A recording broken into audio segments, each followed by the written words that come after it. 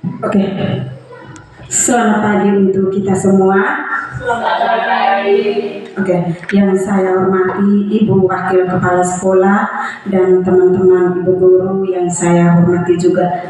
Yang pertama-tama, patutlah kita menyampaikan syukur dan terima kasih kepada Tuhan yang dimana telah menyertai sepanjang perjalanan hidup kita hingga detik-detik ini. Lebih khusus nafas kehidupan yang masih kita nikmati sampai saat ini. Yang berikut saya mengucapkan terima kasih kepada rekan-rekan Ibu Guru yang sudah hadir pada kesempatan ini untuk mendiskusikan rencana tindak lanjut pembelajaran yang berpusat pada peserta didik yang berbasis komunitas belajar sekolah untuk memenuhi tugas diseminasi PKG PJOK. Yang berikut pada kesempatan ini saya akan memaparkan rencana tindak lanjut. Nanti sebentar baru saya minta usul saran dari teman-teman untuk memperbaiki rencana tindak lanjut ini yang lebih baik ke depannya. Yang pertama, judul program merancang pembelajaran PJOK yang berpusat pada peserta didik melalui pembelajaran Sport Education Model atau SEM dalam pertandingan bola voli yang berbasis komunitas belajar sekolah.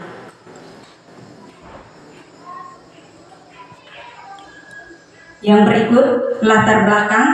Yang pertama, konteks program. Permainan bola voli merupakan salah satu olahraga populer yang banyak dimainkan di berbagai kalangan, termasuk di tingkat sekolah dasar.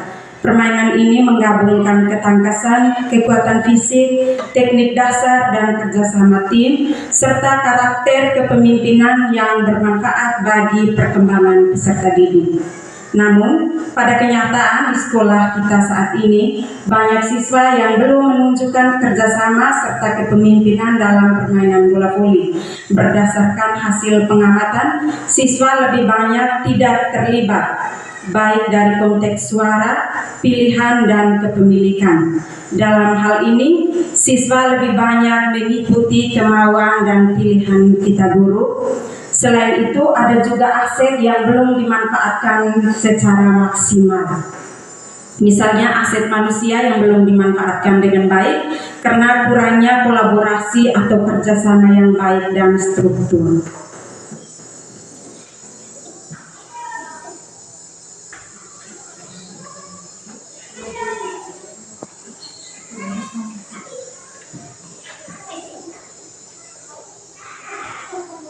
Yang berikut ada pemetaan aset. Yang pertama ada fasilitas. Sekolah memiliki fasilitas yang cukup untuk permainan bola voli seperti lapangan, bola voli, dan juga net.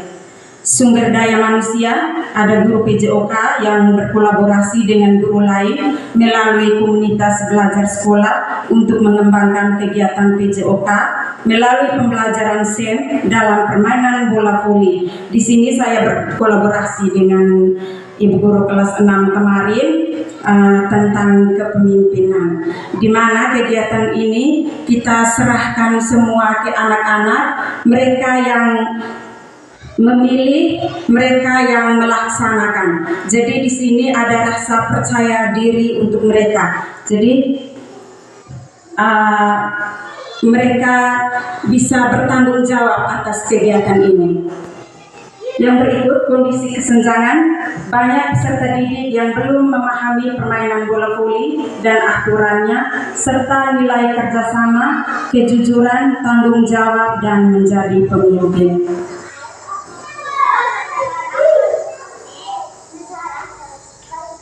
Yang berikut tujuan. Yang pertama, visi guru PJOK memberi kesempatan kepada siswa dalam bersuara, memilih, dan bertanggung jawab. Tujuan yang pertama, menumbuhkan rasa percaya diri siswa dan kepemimpinan, di mana melalui suara dan pilihan siswa akan lebih percaya diri dalam melakukan pertandingan bola voli. melakukan apa yang menjadi pilihan mereka dan mereka lebih bertanggung jawab atas suara mereka.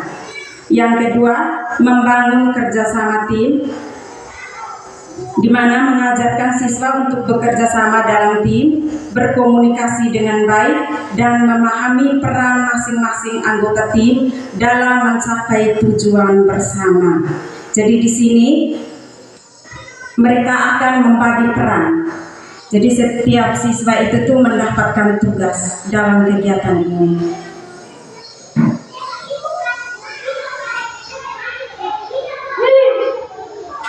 Capaian, langkah, dan hasil yang diharapkan. Capaian 1, siswa menunjukkan kepercayaan diri dalam mengambil keputusan selama permainan dan berani memimpin. Indikator, semua peserta didik dapat merancang aturan permainan bola voli dalam kelompok dan dapat bermain sesuai dengan aturan yang mereka buat. Jadi aturan permainan seperti TM itu technical meeting itu mereka sendiri yang lakukan. Kita Bapak Ibu guru hanya sebagai motivator saja, fasilitator saja, supaya mereka bisa ada rasa memiliki apa yang mereka rancang, mereka susun itu tuh mereka laksanakan. Langkah-langkah yang dilakukan ini mengadakan sesi diskusi tentang aturan permainan bola voli dan nilai-nilai yang terkandung di dalamnya. Yang kedua, membagi peserta didik dalam kelompok untuk merancang aturan dan waktu kegiatan serta membagi peran masing-masing siswa untuk ambil bagian dalam kegiatan tersebut. Capaian 2, siswa dapat bekerja sama dengan baik dalam tim dan memahami pentingnya komunikasi dalam permainan. Indikator, peserta didik dapat bekerja sama dalam tim dan menunjukkan sikap saling menghargai serta komunikasi yang baik.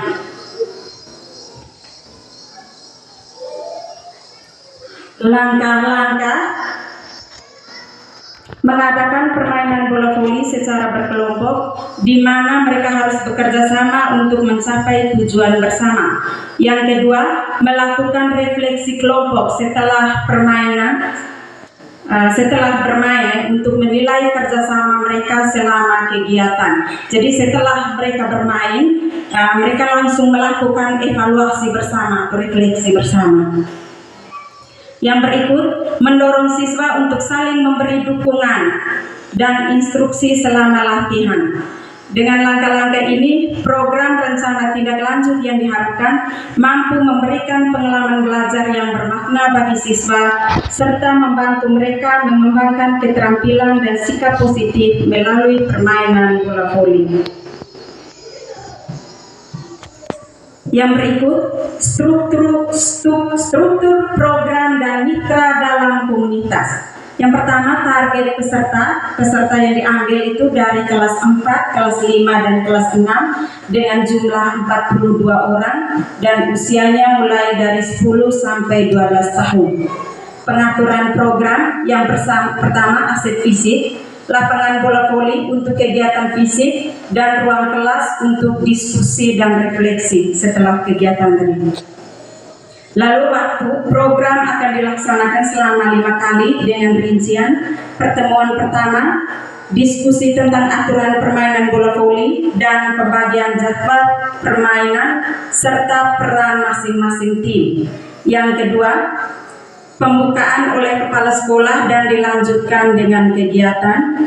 Pertemuan 3 dan keempat, pelaksanaan kegiatan. Pertemuan kelima, penutupan serta penyerahan penghargaan, dan juga dilanjutkan dengan refleksi dan evaluasi kegiatan. Yang ketiga, mitra dalam komunitas belajar. Yang pertama, kepala sekolah sebagai penanggung jawab.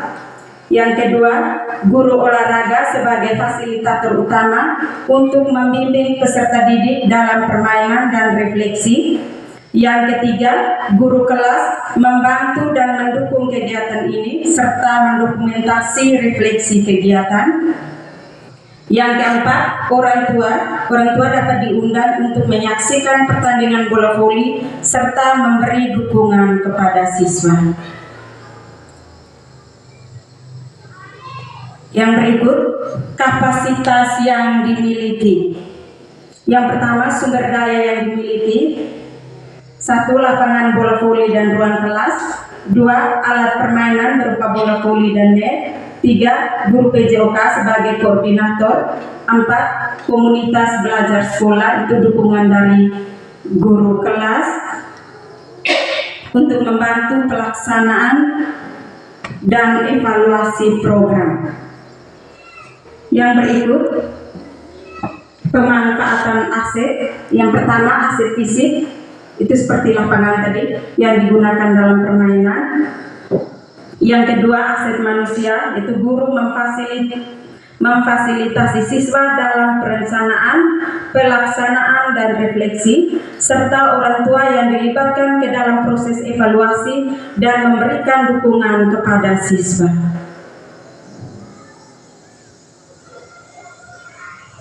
Yang berikut, rencana evaluasi. Yang pertama, ada waktu evaluasi.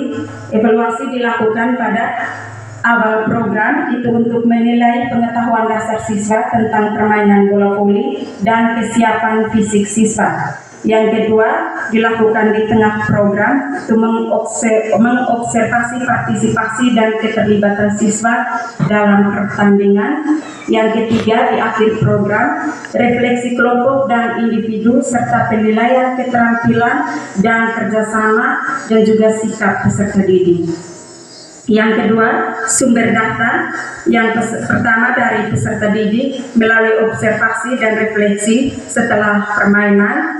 Yang kedua dari guru melalui pengamatan selama permainan dan juga sesi diskusi. Yang ketiga dari orang tua itu dengan mengisi kuesioner. Jadi selama mereka datang nonton itu tuh kita minta untuk isi kuesioner. Itu terkait pengamatan mereka terhadap anak setelah melakukan kegiatan.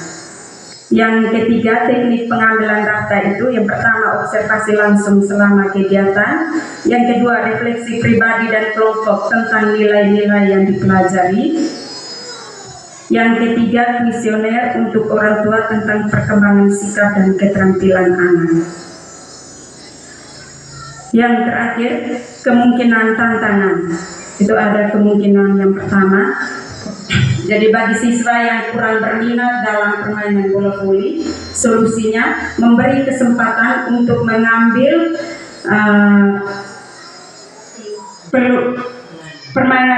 kegiatan yang lain. Dalam kegiatan ini sesuai dengan kemampuan mereka. Jadi yang dimaksud di sini untuk siswa yang tidak ada bakat di permainan bola voli, mereka dikasih kesempatan ini untuk mengambil peran. Di sini peran lain, misalkan wasit, mungkin yang bisa wasit dia jadi wasit, dia jadi MC, atau kalau memang yang agak susah dia jadi fotografer, atau jadi pemimpin untuk atur-atur dalam kelompok mereka. Jadi semua mereka untuk dapat bagian. Yang kemungkinan kedua, keterbatasan kemampuan fisik.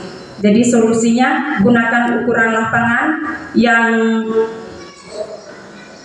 lebih kecil dan juga net diturunkan sesuai dengan kemampuan mereka. Jadi yang saya amati selama ini kan masih ada siswa misalkan yang servis, ada yang belum bisa servis.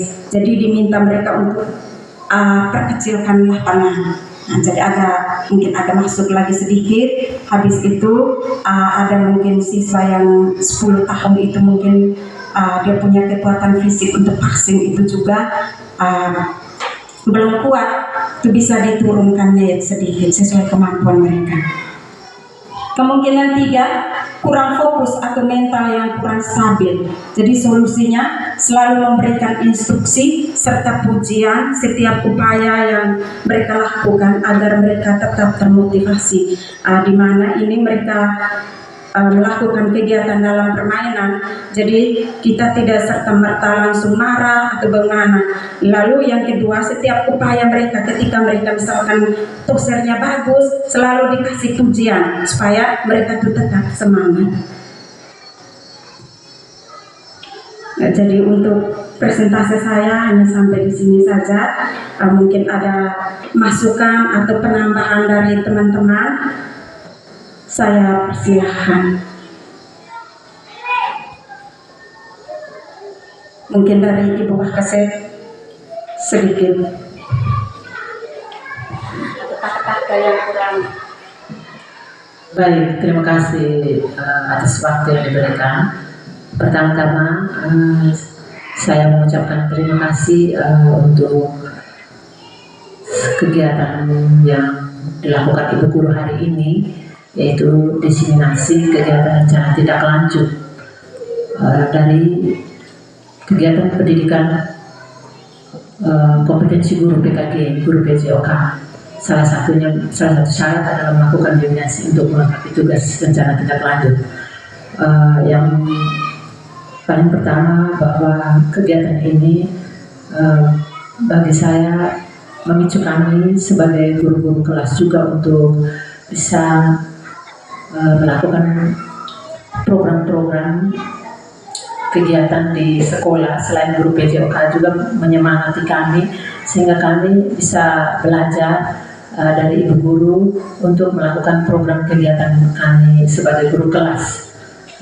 Di sini juga ada kolaborasi kerjasama, jadi ini juga membuat kami merasa bahwa kolaborasi dan kerjasama itu sangat penting dalam menyukseskan apa yang sudah menjadi program yang kita rencanakan.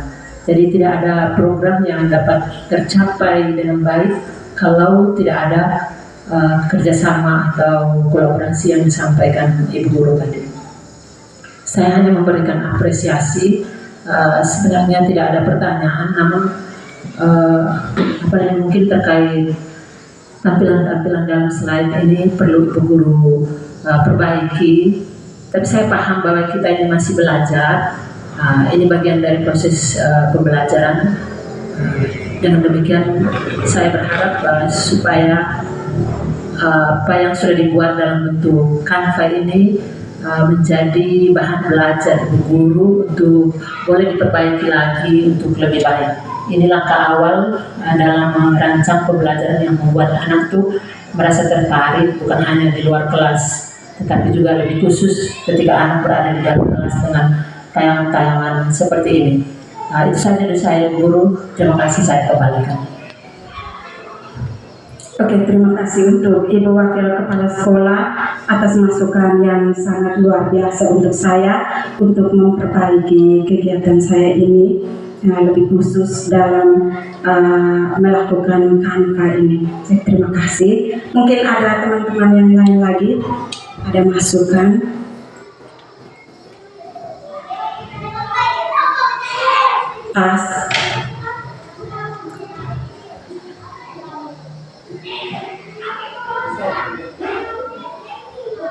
Baik, terima kasih.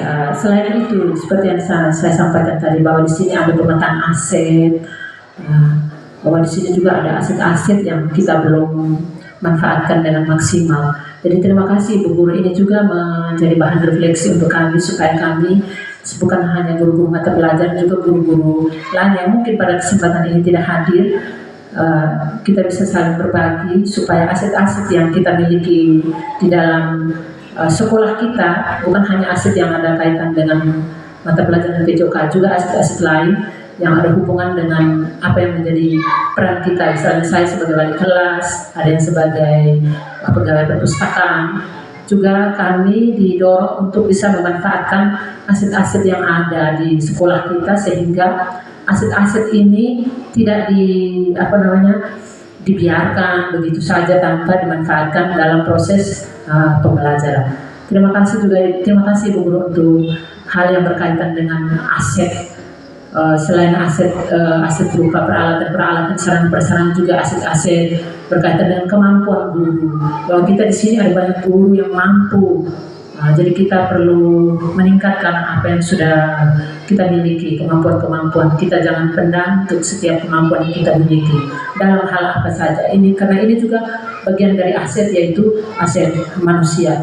Jadi saya berterima kasih. Ini menyemangati kami supaya kami terus mengembangkan apa yang menjadi kemampuan yang kami miliki. Tidak kami diam begitu saja, tetapi terus ditingkatkan dengan melakukan berbagai kegiatan-kegiatan yang berkaitan dengan kemampuan yang kita miliki, baik dengan siswa kita khususnya terutama, maupun dengan rekan-rekan guru ataupun dengan masyarakat atau khususnya orang tua siswa. Itu saja Bu Guru, terima kasih. Oke, terima kasih Ibu Guru atas hal baru yang saya paparkan hari ini, yang menjadi motivasi untuk teman-teman semua menyangkut dengan aset. Mungkin ada teman-teman yang lain lagi, kalau memang pas direspon. Pas. Oke. Jadi terima kasih untuk kehadiran ibu-ibu semua yang telah meluangkan waktu. Jadi hasil presentasi saya hanya sampai di sini. Selamat pagi, salam sehat untuk kita semua. Terima kasih.